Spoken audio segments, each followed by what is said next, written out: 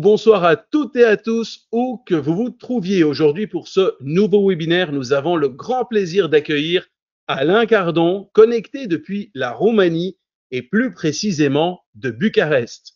Alain va nous présenter les leaders que j'ai accompagnés au fil du temps. Bonsoir Alain. Bonsoir Yotis, bonsoir ICF Synergie et tous les synergiens et synergiennes de par le monde. Merci d'être venu. Alors Alain, comment vas-tu? Comment te sens-tu? Je me sens bon, enfin prêt, grâce à toi et toute ta préparation. On a mis pas mal de temps à préparer ensemble, donc voilà, impatient de commencer. Alors, Alain Cardon, c'est toujours le moment où je pose une question particulière avant le webinaire. Mais avant de te la poser, j'ai juste envie de te dire merci. Donc, merci pour tout ce que tu fais pour la communauté des coachs francophones dans le monde. Merci d'avoir montré le chemin. Merci pour l'humain que tu es et l'ami que tu es. Je tenais absolument, au nom de toutes les synergiennes et synergiens, te le dire parce que tu partages beaucoup, tu donnes beaucoup et il y a des choses même qui ne se voient pas et c'est important de te le dire. Merci beaucoup Alain Cardon. Voilà.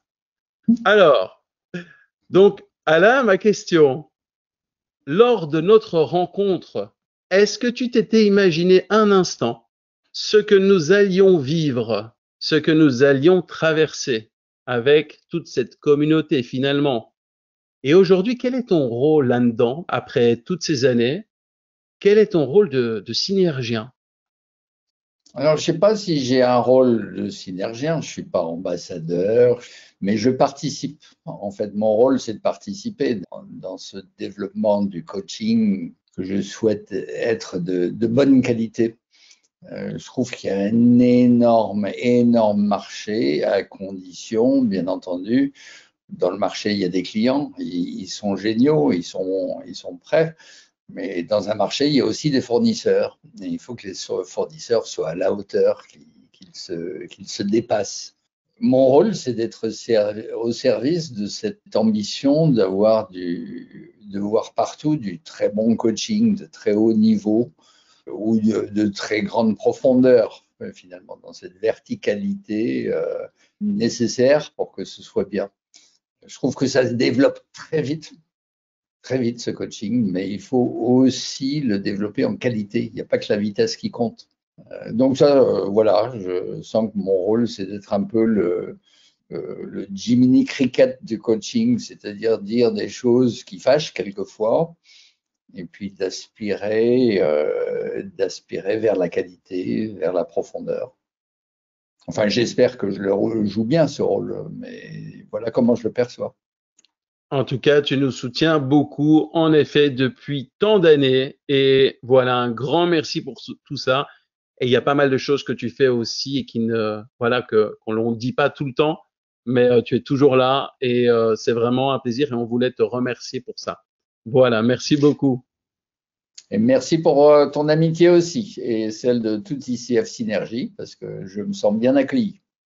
Ben, tu es dans la famille ici. Alors, Alain Cardon, ton parcours riche et diversifié a façonné une approche unique et puissante du coaching systémique. Né en Algérie en 1949 et élevé en Égypte, Alain, tu as traversé diverses cultures et expériences qui ont profondément influencé ta philosophie et ta méthodologie en tant que coach et consultant. Maître coach certifié par ICF depuis 2002, tu es reconnu pour tes compétences spécifiques et ton approche innovante. Ton parcours marqué par une exploration personnelle profonde et une carrière internationale diversifiée a créé un héritage qui transcende les écoles et les cadres culturels spécifiques, offrant une perspective riche et nuancée sur le monde du coaching systémique. Voyageons un peu dans le temps. Dans la trentaine, Alain, tu t'es investi dans des thérapies explorant diverses pratiques de développement personnel, de la méditation transcendantale à l'analyse transactionnelle. Ces années d'exploration personnelle ont été marquées par une plongée profonde dans ta psyché, une période pendant laquelle tu as entrepris une analyse jungienne approfondie, te confrontant et embrassant les aspects sombres et lumineux de ton être.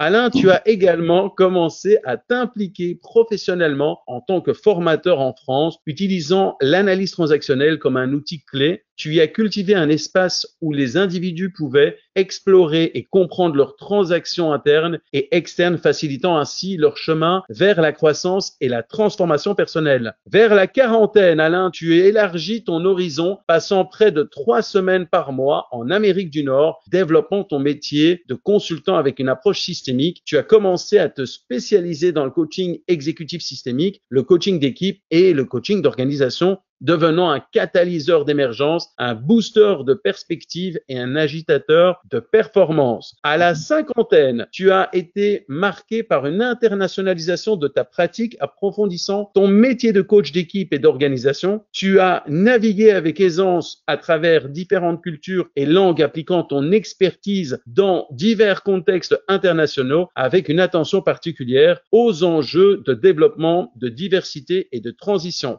Alain, tu as également été actif en tant que formateur et superviseur de coach systémique, ouvrant une école de coaching Metasystem Coaching en Roumanie en 2007. Tu y partages ton approche directe, personnelle, responsable et exigeante du coaching, offrant des percées surprenantes par leur efficacité. Entrant dans ta soixantaine, tu te consacres à développer des cursus de formation de coach systémique désireux de transmettre ton riche héritage d'expérience et de connaissances. Tu y as cultivé un environnement d'apprentissage où les coachs, qu'ils soient débutants ou confirmés, pouvaient s'immerger dans des méthodes et des approches pédagogiques originales et efficaces. Maintenant, à la retraite, alors on peut le dire, tu es en roue libre, te consacrant à poser ton héritage dans une collection de livres sur le coaching systémique, rendant ces connaissances et ton expertise accessibles à tous sur Amazon. Tu nous partages ton histoire familiale, comment tu es devenu coach, puis superviseur et pourquoi tu as choisi l'approche système. Alain, tu offres également tes réflexions sur l'évolution du marché coaching en France, le percevant d'une certaine façon comme une pyramide de Ponzi, nécessitant de plus en plus de coachs pour maintenir sa structure. Tu es l'auteur de plusieurs ouvrages tels que Le manager et son équipe, l'analyse transactionnelle qui est ici, ça dépend, donc on a toutes les versions. Voilà, elles sont là. Donc ici, l'art véritable du maître coach et le fameux, le coaching d'équipe juste ici. Nous avons également donc la collection coaching systémique ici avec 4 annotés de coaching systémique d'équipe et d'organisation, les paradoxes du coaching systémique dans la conduite du changement, les perspectives quantiques en coaching systémique, stratégie de management de coaching et jeux de manipulation, questions puissantes et coaching systémique, les micro-compétences de coach systémique au quotidien, exercice autobiographique d'un coach systémique, et l'un des derniers, les 13 sens du coach systémique qu'on peut retrouver sur Amazon. Alain, je tiens également à rappeler que tu nous as déjà honorés par le passé avec ta présence éclairante et tes contributions précieuses. Tu nous avais présenté un webinaire fascinant intitulé Coaching systémique et théorie quantique, une exploration profonde et innovante des interactions entre ces deux domaines puissants. De plus, tu nous as offert un master coaching et quelques pépites littéraires inestimables, y compris la fameuse capsule de Proust qui nous a permis de te découvrir d'une manière plus intime et personnelle. Ta présence et ton engagement actif dans la communauté des coachs professionnels ne passent pas inaperçus. Tu as entre autres été l'un des intervenants dans le film Le coaching voie de transformation de Séverine Gis. Tu participes avec générosité et enthousiasme à diverses interviews partageant tes perspectives et tes expériences. Alain, tes insights sont précieux et illuminent les complexités du coaching systémique avec une clarté et une profondeur remarquables. Tes perceptions et analyses enrichissent notre compréhension, offrant des perspectives novatrices et des réflexions profondes qui stimulent la réflexion et encouragent une exploration plus profonde. Et donc, un grand merci de partager tes intuitions éclairées qui sont une source constante d'inspiration et de guidance pour nous tous, que ce soit sur ta chaîne YouTube, sur tes réseaux sociaux et au travers des articles que tu nous écris et bien évidemment au travers de tous tes ouvrages. Alain, maintenant qu'on te connaît un tout petit peu mieux, que pourrais-tu rajouter pour que l'on puisse en savoir davantage sur toi? Ah non, j'ai pas envie d'en rajouter. Là, il y en a tellement que c'est impressionnant quand j'écoute tout ça. Bon, j'ai envie de rajouter que ça a été fait pas à pas et qu'il y a quand même un paquet d'années pour accumuler tout ça. Ça a l'air de beaucoup, mais C'est impressionnant de voir tout ça à la fin. Enfin, c'est pas encore la fin, hein. Je vais pas faire mon Charles Aznavour, mais Mais en tout cas, tu vas nous présenter justement les leaders que j'ai accompagnés au fil du temps. Qu'est-ce qui t'a poussé à nous présenter ce webinaire plutôt qu'un autre? alors, ce qui m'a poussé à le faire, c'est que en fait, c'est pas les leaders que j'ai accompagnés je vais pas parler des leaders. Je trouve que dans ce métier, il faut être bon, il y a une dose de confidentialité par rapport à des choses précises, mais il y a des leaders qui m'ont beaucoup apporté, en fait. C'est pas que je les ai accompagnés, on s'est accompagnés. Et c'est des leaders qui ont marqué différentes époques, parce qu'en regardant en arrière, je vois différentes époques. Et puis, il y a des figures qui ressortent, qui marquent ces époques et qui marquent des changements importants que j'ai vécus. Et on pourrait dire, c'est pas que, mais c'est autour d'eux, autour de cette époque, et ressurgissent comme des figures pour moi qui illustrent ces époques. Donc, en gros, j'ai parlé des époques, de ces leaders aussi, de ce que j'ai fait avec eux, de ce qu'on vivait à ces époques. Bon, il y en a qui sont retraités, à la limite, on peut deviner qui ils sont, c'est plus des enjeux actuels. Mais ceux qui sont récents, c'est encore confidentiel, donc on n'étale pas tout ça en public, mais je raconterai l'histoire. Voilà. On fera attention justement, on censurera au cas où. Alors merci Alain, je t'invite à commencer ta présentation et moi je m'éclipse et reste connecté vocalement comme d'habitude. D'accord, merci beaucoup Yotis. Il faut que j'arrive à me reconcentrer maintenant après tout ça, ça me touche beaucoup. Alors, avant de démarrer dans tout ça, c'est intéressant de se poser la question de leadership et d'où on est influencé. En général, bon, tout le monde le sait, on a un passé et des fractales, des influences du passé. La question donc, c'est vos leaders habituels que vous avez rencontrés et que vous rencontrez maintenant, dans leurs qualités et défauts, dans leur puissance et leurs difficultés. Est-ce qu'ils ressemblent généralement plus à votre mère ou votre père, ou un frère, une sœur, un grand frère, une grande sœur, ou des grands-parents? Généralement, c'est un peu plus hiérarchique. C'est pour ça que je précise grand frère, grande sœur. Quelquefois, ils ont servi de parents ou des grands-parents. Donc, cochez votre case et on fait le premier sondage. Et voilà, c'est lancé. Donc, premier sondage de la soirée. Vos leaders habituels dans leurs qualités et défauts ressemblent généralement plus à votre mère, père, frère, sœur, grands-parents. Voilà, vous avez quelques secondes et c'est assez rapide ce soir. Voilà, nous allons arrêter le sondage ici et voici les résultats avec 40% le père, 25% votre mère, 19% grands-parents et 16% frères et sœurs.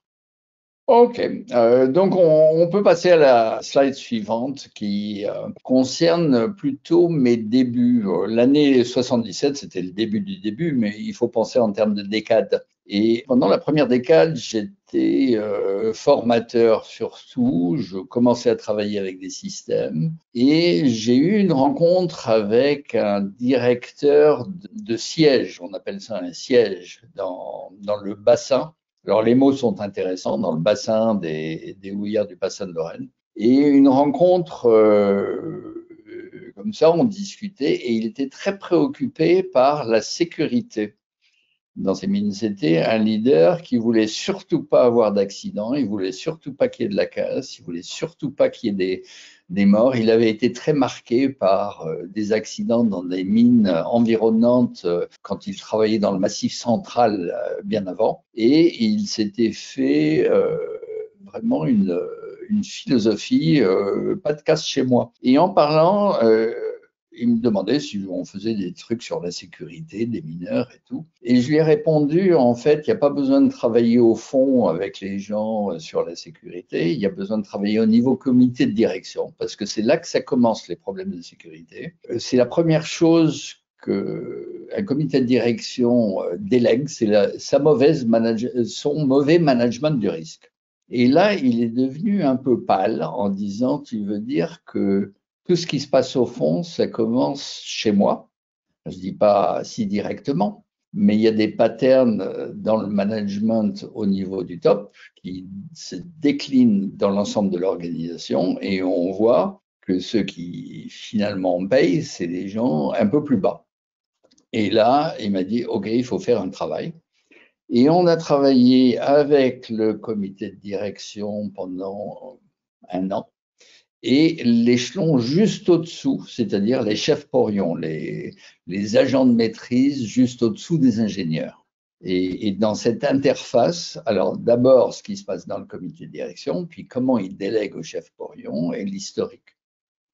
Alors moi, ça m'a fortement touché parce que je suis issu du Nord, mes grands-parents étaient dans les mines de charbon, j'ai découvert des tas de choses en allant dans le fond aussi.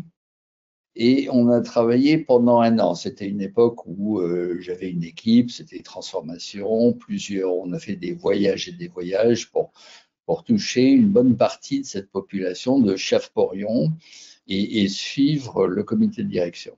Alors, ils travaillaient depuis des années sur la sécurité et ils avaient des statistiques. Ça, et dans cette mine, ils gagnaient 5 à 10%, non, même pas, 4 à 7% par an en moins d'accidents, moins de casses, etc. Quand on a fini notre travail, en fait, en un an, l'année suivante, les accidents avaient baissé de 30%. La qualité du charbon qu'il sortait était bien meilleure et la production avait accéléré, ça devenait une mine rentable, ce qui posait des problèmes pour les houillères de Massane-Lorraine qui avaient décidé de tout fermer parce que c'était pas rentable. Autrement dit, ça devenait vraiment une mine comme on n'en avait jamais vu. Le siège de Paris a envoyé des gens pour faire une étude sur cette mine extraordinaire qui tout d'un coup avait des résultats aussi bons, pour chercher qu'est-ce que ça cachait. Est-ce qu'ils avaient caché des accidents? Est-ce qu'ils avaient caché qu'est-ce qui se passait pour avoir ces résultats jamais vus? Et ils ont fait une étude approfondie et ils ont dit c'est extraordinaire, ils n'ont rien trouvé de faux. Mais les conclusions de l'étude, c'est que c'était un cas particulier qu'on ne pouvait pas reproduire ailleurs. Alors bien sûr, c'était politique, parce qu'il fallait surtout pas que tout ça devienne rentable et qu'on réouvre les mines qu'on avait décidé de fermer. Et pour finir cette histoire, ils ont commencé, pour fermer la mine, en fait, à transformer, avoir tout un projet de transformation de la mine comme un musée de la mine. Et aujourd'hui, je pense toujours qu'on peut y aller, on peut visiter le fond, on peut descendre comme des mineurs, visiter aussi la salle des pendus, etc. Ils ont fait en sorte que les équipes aient un emploi et que leur mine perdure plutôt que de finir à la casse pour garder leur histoire. Et bon, c'était vraiment tout un travail en profondeur, si je puis dire. J'avais d'ailleurs des tas de rêves à l'époque. Alors, intéressant, de cette même époque, je travaillais avec des pilotes de ligne. Autrement dit, c'était dans une verticalité, à aller en même temps dans le fond et puis à la verticale, comme Icare. Mon temps était partagé pendant cette époque dans cette dimension en profondeur, en verticalité, en profondeur, en verticalité. Et c'était l'époque aussi où je suivais une bonne thérapie jungienne. Tout ça m'a fortement marqué. Alors, merci à ce directeur de mine. J'ai oublié son nom, hein, je dois dire. Il était presque à la retraite à l'époque. La cinquantaine bien tapée, moi j'ai abordé à peine la trentaine. Mais c'était assez extraordinaire. Alors, voilà une première époque que je voulais parler. Et sachant que la tradition de la mine, c'est quand même, ça date du Moyen-Âge. Il y a des choses très hard, comme on dit, c'est dans un bassin dans lequel il y a un siège. Ils vont au fond du siège. En bas, quand ils travaillent, ils font des passes. Ils appellent ça l'abattage. Les mots sont des mots vraiment, vraiment très forts. Et ça donne ça donne une idée de l'intensité de ce qui se passait dans leur boulot. J'étais profondément marqué par ça. Alors bon, il faut continuer parce qu'on a quand même un rythme à suivre. On va passer à l'époque suivante et la slide suivante, qui est l'époque qui a suivi ma trentaine. On aborde la quarantaine. Quand il y a écrit 85, c'est un peu avant, un peu après, bien sûr. Tout ça, c'est des décades. Et là, j'ai commencé à rentrer dans une dimension plus horizontale, c'est-à-dire que c'était plus vers le haut et vers le bas, mais dans le déplacement. Et le premier grand déplacement, c'était aux États-Unis avec un patron qui, une première fois, j'ai bossé, il faisait partie des participants, il s'en souvenait même plus après. Tellement il était absent, il n'en avait rien à faire. Mais il y a eu une rencontre à un moment donné et on a commencé à travailler avec lui. Et c'était un directeur de pays, les États-Unis d'abord, avec des unités dispersées partout dans le pays. Alors on a travaillé au niveau comité de direction, puis dans chacune des unités au niveau de leur comité de direction. Et petit à petit, en accompagnant leur processus pour qu'ils travaillent mieux ensemble, qu'ils prennent de meilleures décisions, que leurs réunions soient plus efficaces, etc. Et à un moment, je me souviens, on était avec le comité de direction et avec lui au petit déjeuner. Et j'ai dit, bon, écoute, il s'appelait John, c'est écrit. J'ai dit, John, qu'est-ce que tu as envie de faire avec ton organisation dans les prochaines 10 années? Et il m'a dit, ben, j'aimerais bien doubler le réseau, mais c'est pas possible. Et là, j'ai vraiment tiqué, j'étais assez hard avec lui. C'était aussi un homme assez directif, hein, bien blindé. Et je lui ai dit, moi j'aime bien la personne qui a fait la première moitié de la phrase, j'aimerais doubler le réseau. Celui qui dit que c'est pas possible, en fait, son organisation mérite mieux. Si c'est pas possible, tu es prêt à la retraite. Il faudrait que tu laisses ta place. Je veux pas travailler avec lui. Je veux travailler avec celui qui a fait la première partie de la phrase. Et là, il est resté vraiment choqué que je le prenne bien en tête comme ça. Il est resté dans un silence.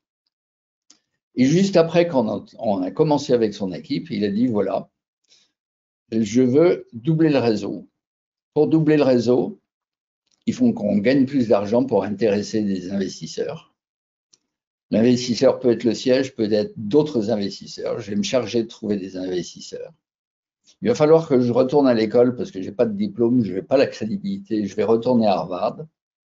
Et il a dit, dites-moi si vous êtes prêt à y aller parce que sinon, je ne peux pas le faire tout seul. C'est avec vous ou ça ne se fera pas.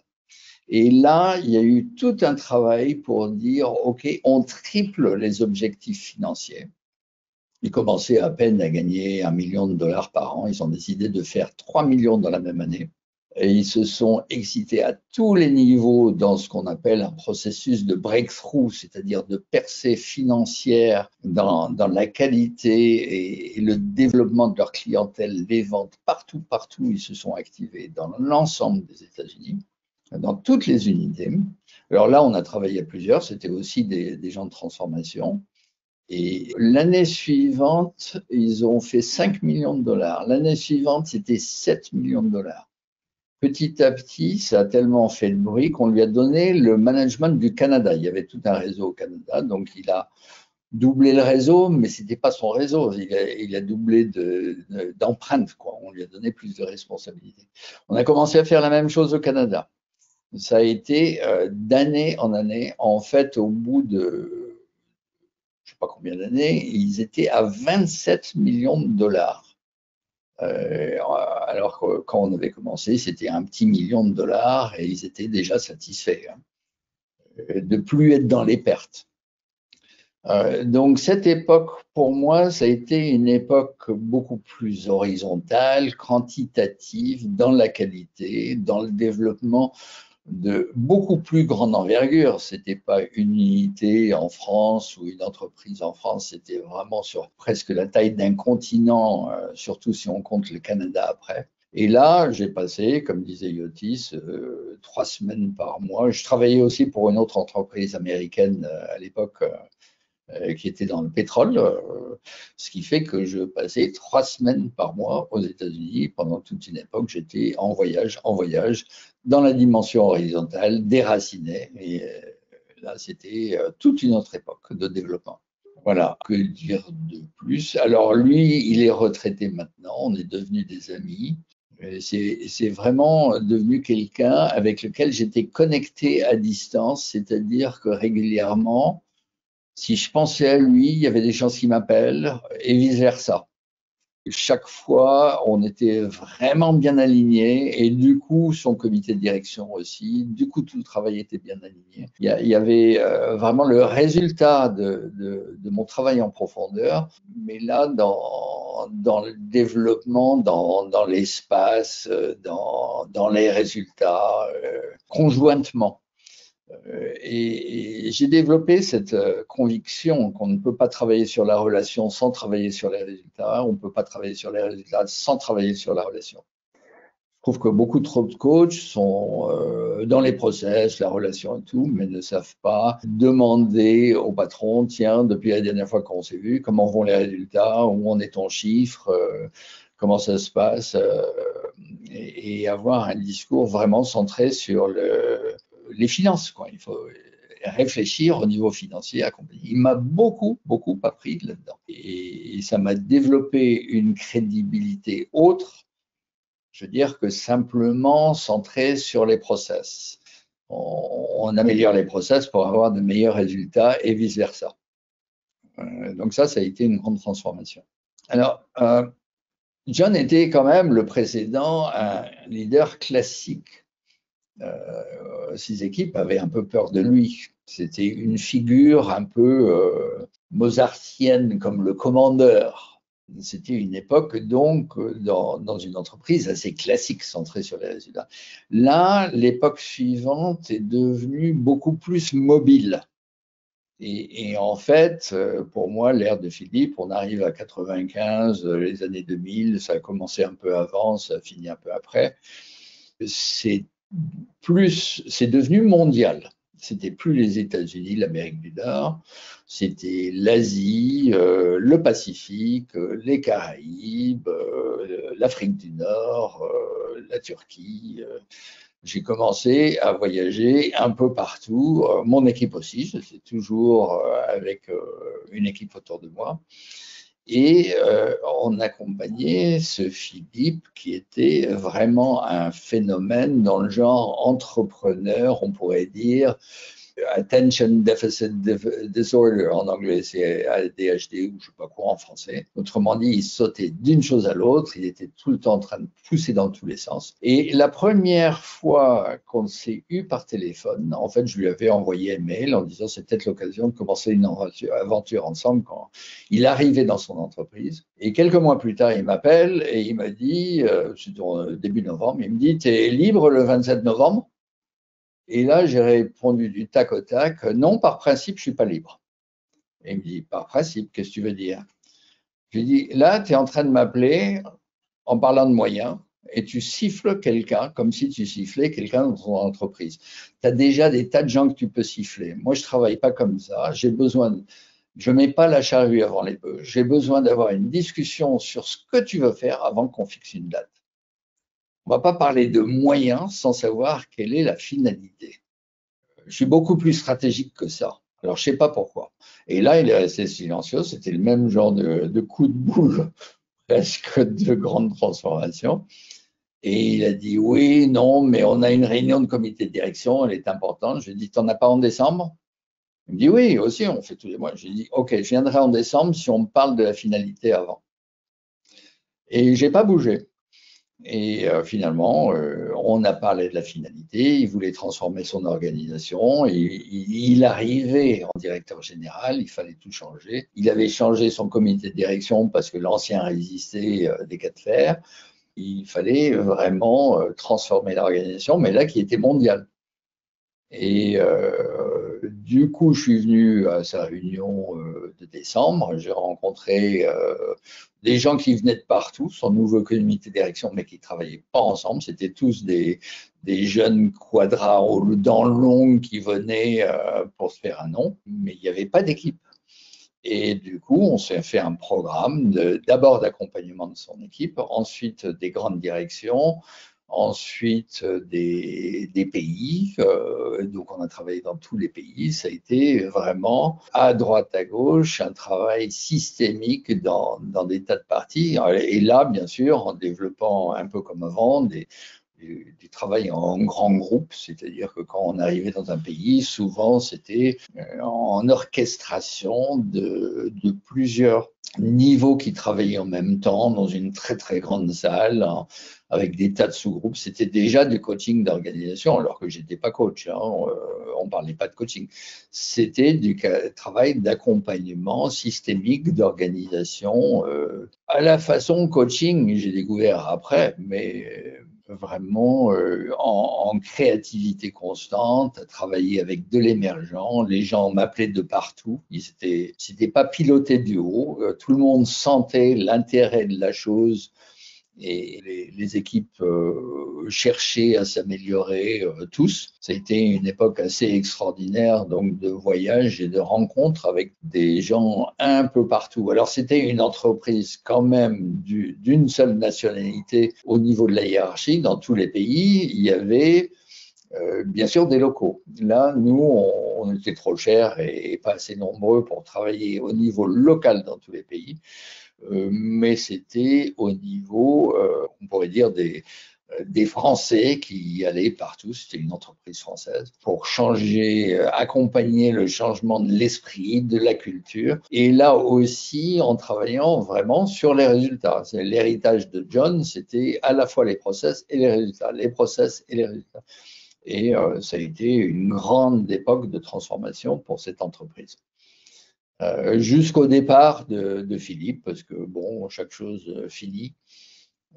Et il est passé à une autre entreprise, comme tout PDG qui vient et qui fait sa mission de transformation. Et puis après, il y a quelqu'un d'autre qui suit. Et je dois dire que le suivant, comme souvent, bon, ce qui se passait avant, c'est pas intéressant, je vais faire autre chose.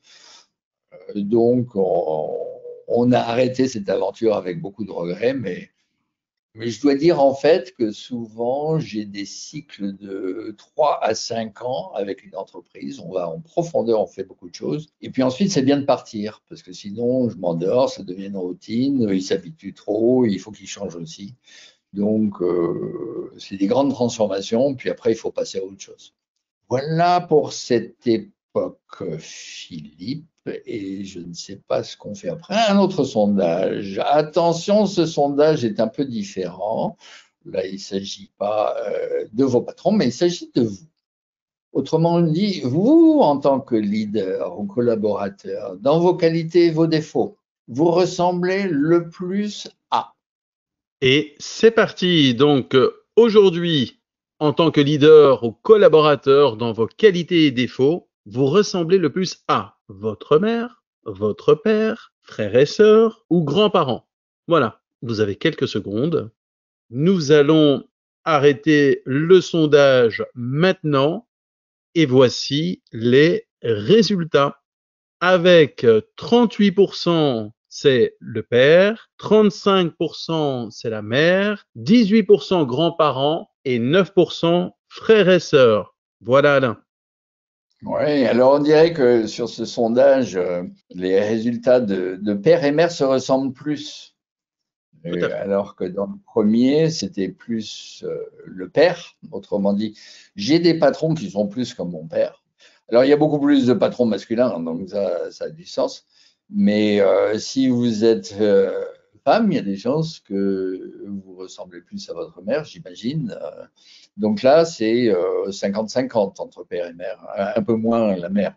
Ensuite, c'est les frères et sœurs, les grands-parents aussi. Beaucoup de gens ont été très marqués par leurs grands-parents et ça me touche aujourd'hui. C'est-à-dire que il y a une personne qui m'a dit il y a quelques années, on avait fait un bon travail dans une équipe et elle m'a dit le travail avec toi m'a réconcilié avec mon grand-père.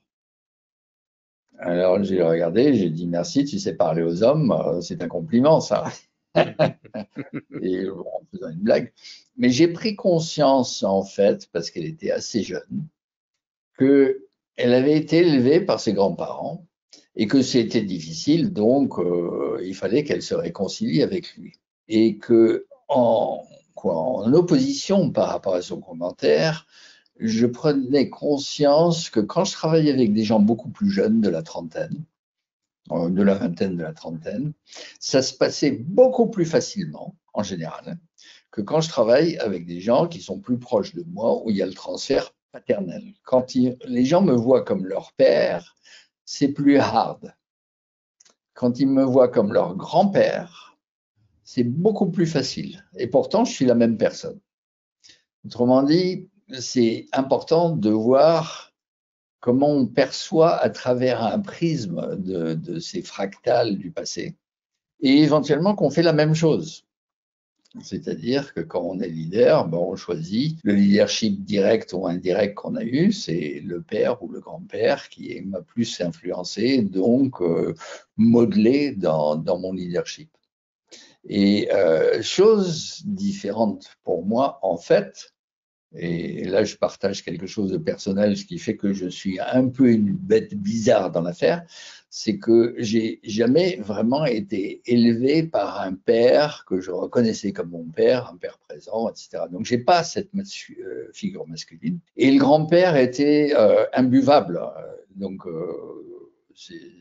c'était clair, il était dans l'ancienne école, dans la violence. Donc j'ai hérité de ça en indirect, de cette génétique, mais j'ai toujours refusé et je l'ai jamais pratiqué. J'étais plus influencé en fait par mes amis, mes frères, mes sœurs, mes pairs.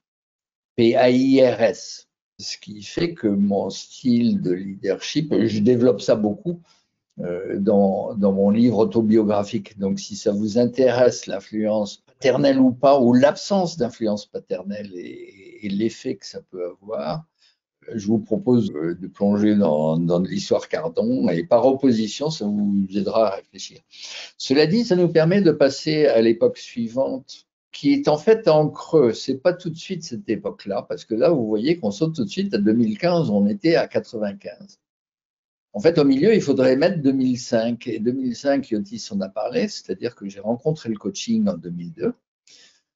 J'étais vite assesseur et impliqué dans des tas de choses au niveau international dans le coaching pour organiser des conférences aux US et ailleurs.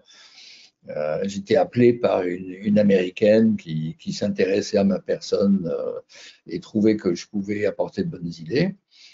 Et j'ai commencé des supervisions en coaching, j'ai commencé la formation, l'école en France et en Roumanie à peu près à la même époque, ça c'est 2006-2007, les fondamentaux du coaching systémique, etc. Donc je suis passé, ça c'est mon âge était autour de la cinquantaine, 55, et c'est devenu l'âge où en fait on commence à se dire il faut transmettre son héritage.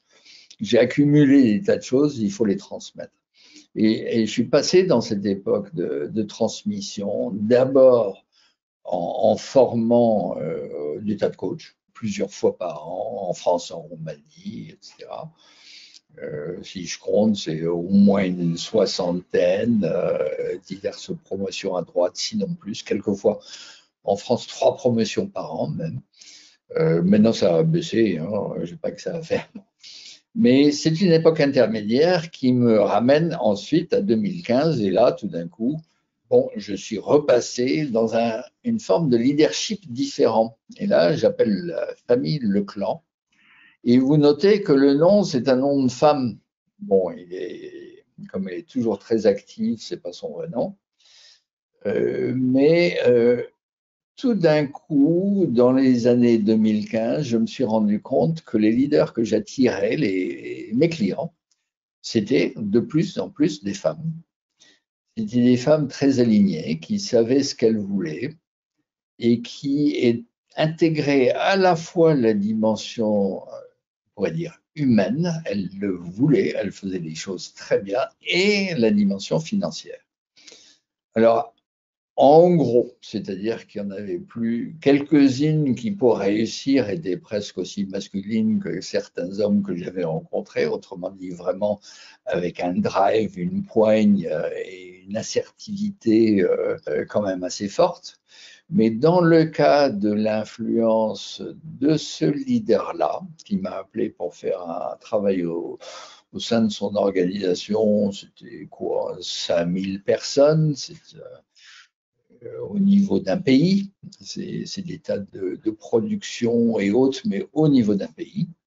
Donc c'est une responsable de pays dans une multinationale. C'est la première fois que j'ai trouvé une femme vraiment féminine qui était aussi très performante au niveau des chiffres, des résultats, de la vente. Elle suivait tout, mais avec une douceur et une patience pour que ça se passe bien partout. Et vraiment avec donc un masculin, féminin bien intégré.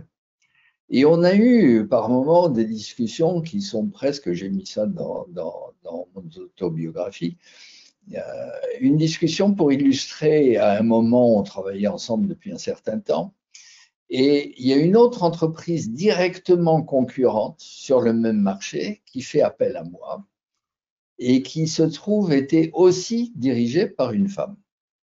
Alors bien sûr, cette entreprise concurrente avait entendu parler de moi et ce que je faisais, donc voulait la même chose, etc.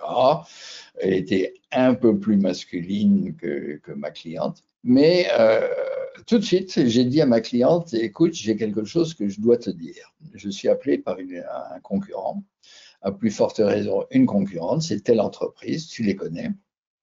Et je ne veux rien faire derrière ton dos, de toute façon tu vas le savoir, et donc je veux que tu le saches. Alors là, elle s'est tue et elle a dit, de toute façon, on n'a pas de clause de non-concurrence. Je lui ai dit non, j'aurais jamais signé ça, tu me connais. Et elle est de nouveau silente, en silence. Et puis elle me dit, tu sais, je vais être très jalouse. Et là, je lui ai dit, écoute, tout ce que je ferai avec elle sera jamais quelque chose que je t'enlève à toi. C'était vraiment une discussion qu'on pourrait avoir entre deux amoureux. Mais on parlait business, hein. On parlait d'accompagnement. Et ce qui fait qu'on avait une relation, mais de confiance profonde, d'entente profonde, où on pouvait tout se dire à demi-mot. Elle a un côté spirituel super profond, bien enraciné. On a travaillé sur ses histoires avec ses enfants, avec son mari, les parallèles dans l'organisation, c'était une transparence totale. Elle connaît mon épouse la connaît. Bon, on n'avait pas de relation sociale, mais à chaque rendez-vous, c'était des rendez-vous d'une profondeur pas possible, avec des silences qui duraient, avec des partages d'une intimité à couper au couteau. Et dans l'organisation, ben, la même chose que ce que j'avais fait précédemment, c'est-à-dire que mobilisation des équipes, etc., etc. À un moment, elle m'a demandé, tiens, je sais que tu réfléchis autrement, complètement autrement, j'ai envie d'être formé à ta façon de réfléchir.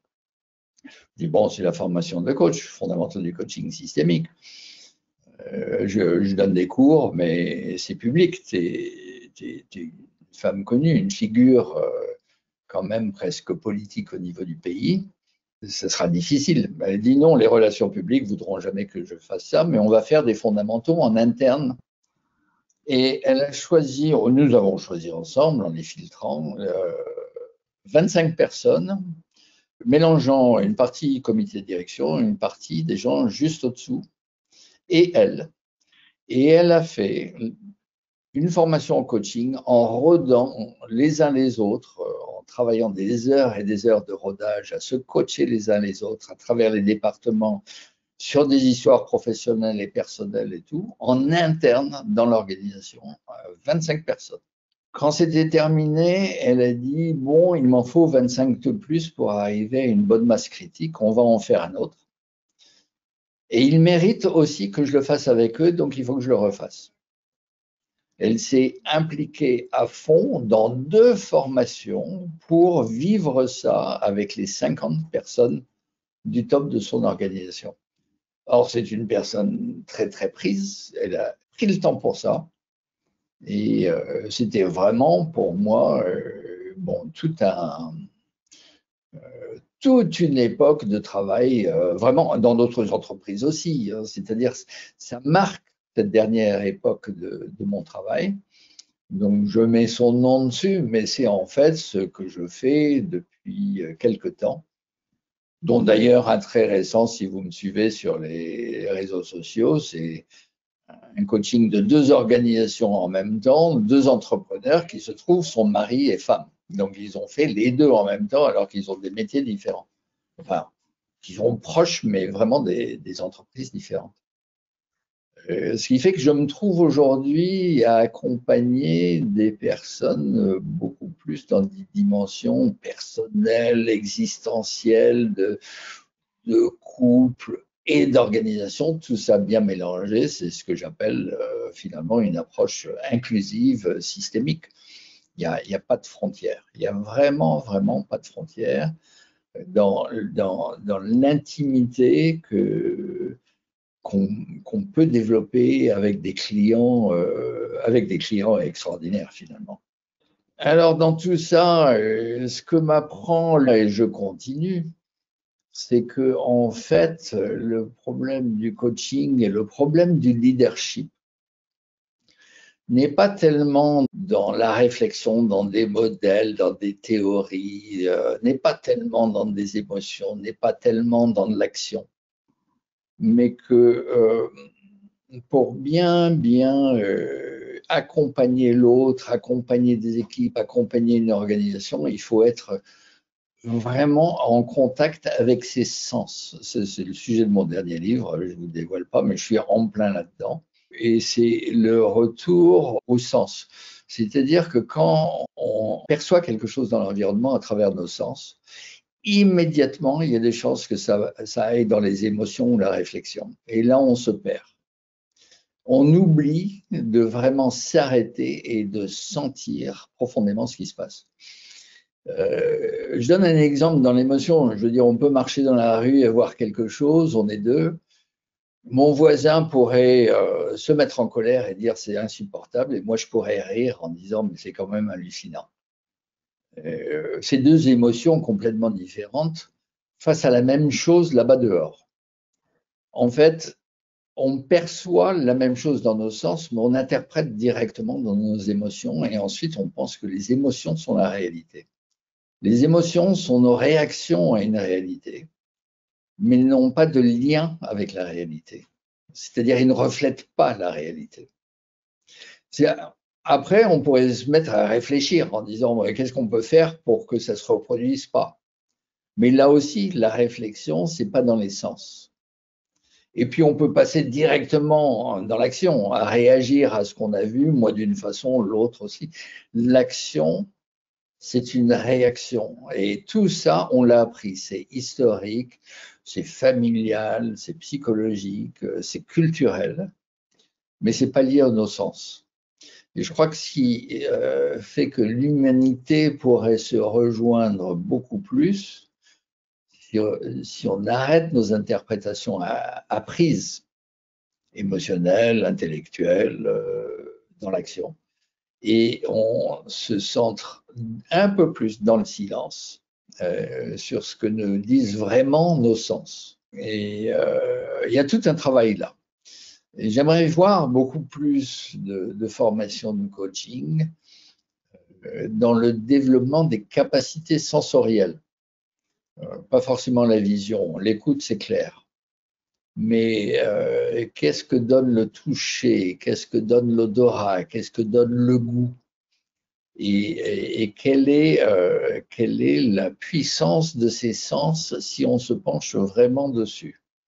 Et aussi des sensations corporelles, c'est-à-dire ce que j'ai dans les tripes, dans le cœur, quels sont tous les indicateurs.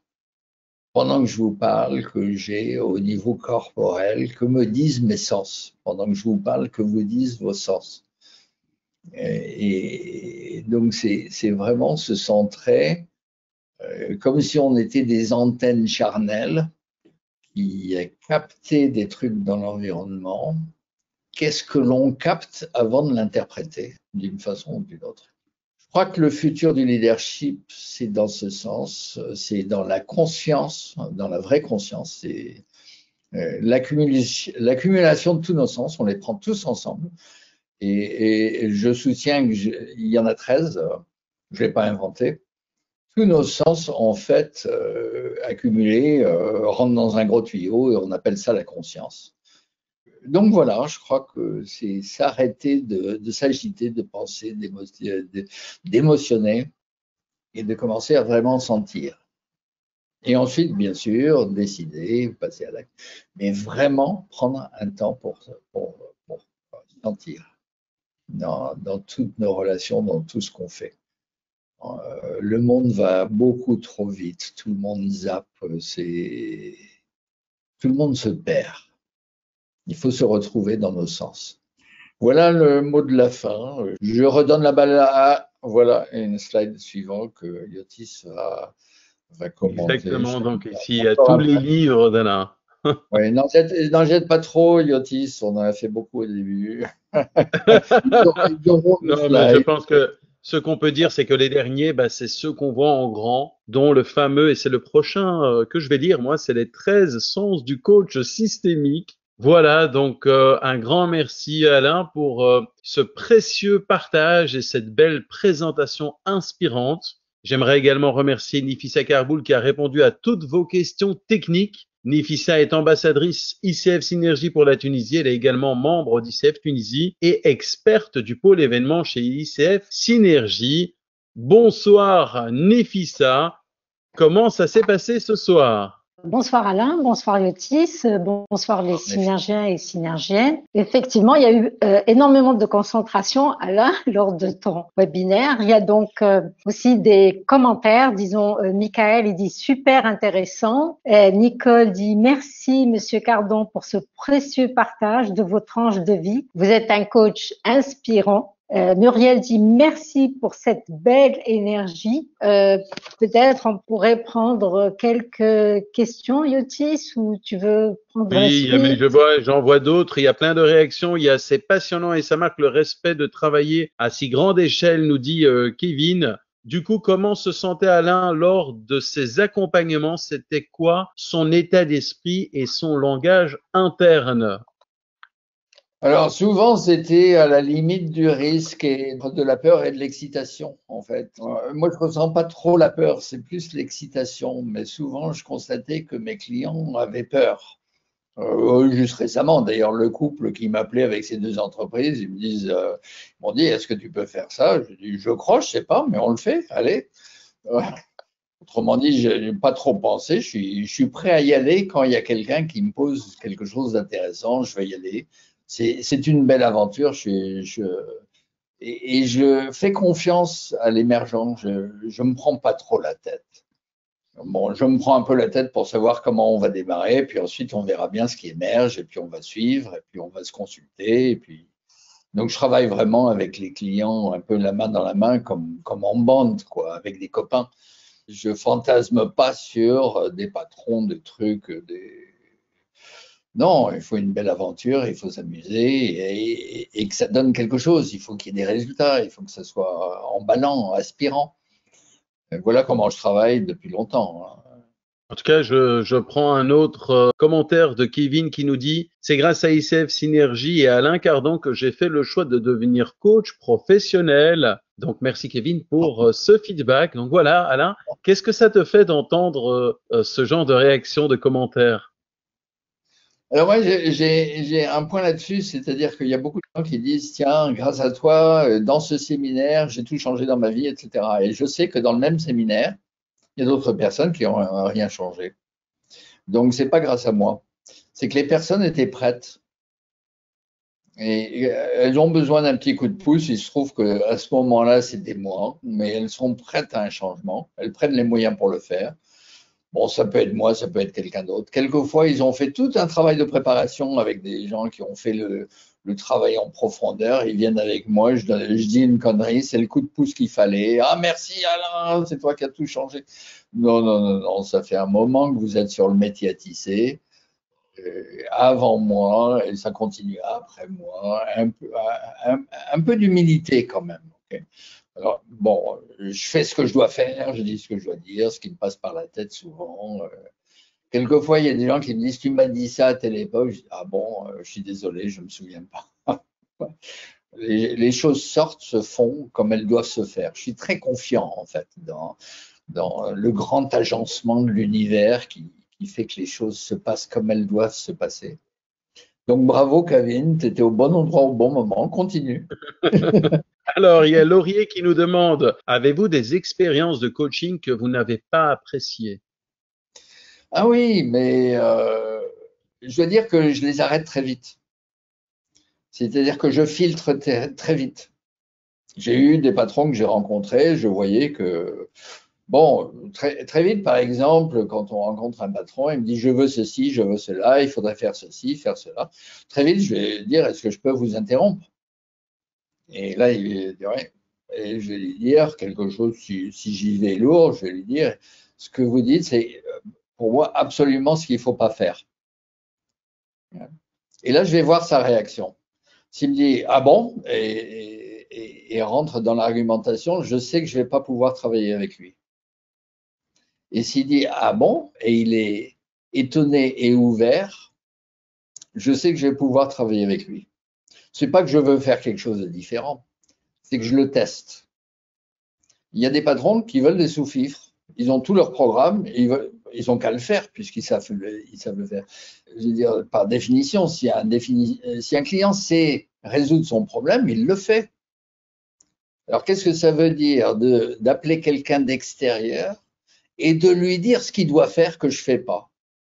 Ça n'a pas de sens. Alors, en discutant et tout, il se peut qu'on finisse par faire quelque chose qui ressemble à ce que le patron voulait faire. Mais presque par principe, je me dis, bah, ça, il le sait, il faut regarder ailleurs. Ça, il le fait déjà, il faut faire autrement.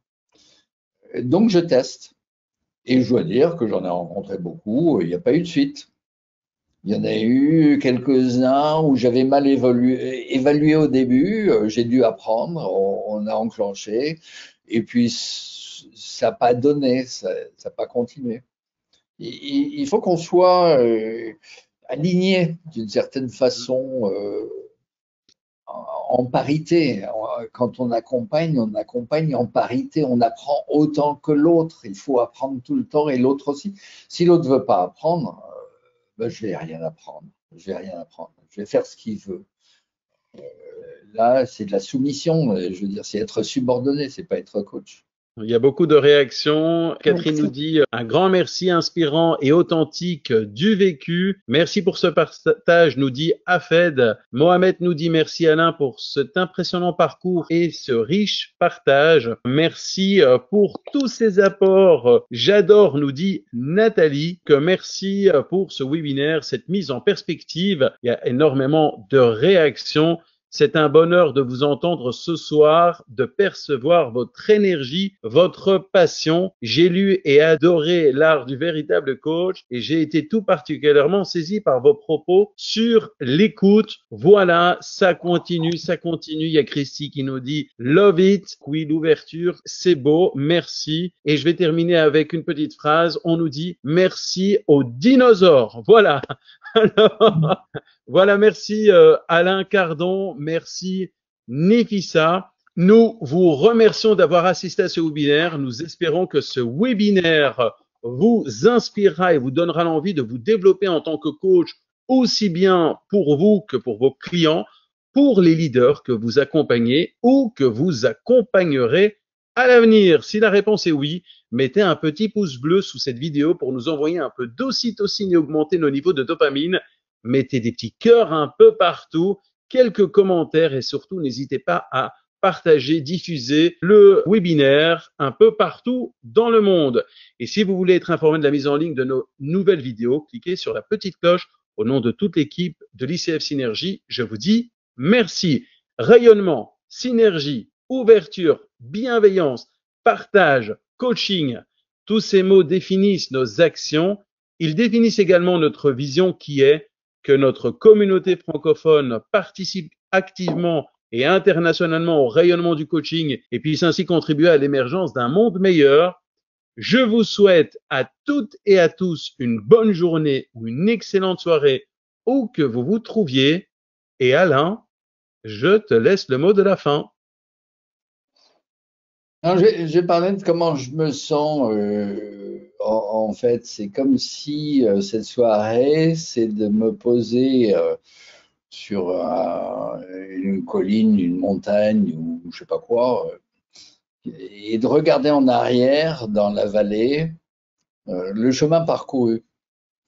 Et j'imagine qu'un certain nombre de personnes qui n'ont pas mon âge sont quelque part sur ce chemin, qui est le leur, hein, pas le mien, et qui n'ont pas la vue sur tout le parcours comme je l'ai. Donc je vous souhaite tous d'arriver à 80 ans et de pouvoir regarder des phases et des époques et comme dans un paysage, hein, des routes, des ponts, des marécages, des autoroutes, des machines, tout ce que vous avez parcouru, les différents pays, les différents villages, un peu comme j'ai fait ce soir. Donc c'est clairement, en fait, j'ai pas trop l'habitude de faire ça, c'est parler de moi. J'ai pas mal de pudeur, donc j'ai des doutes sur c'est intéressant, c'est pas intéressant ce que je raconte.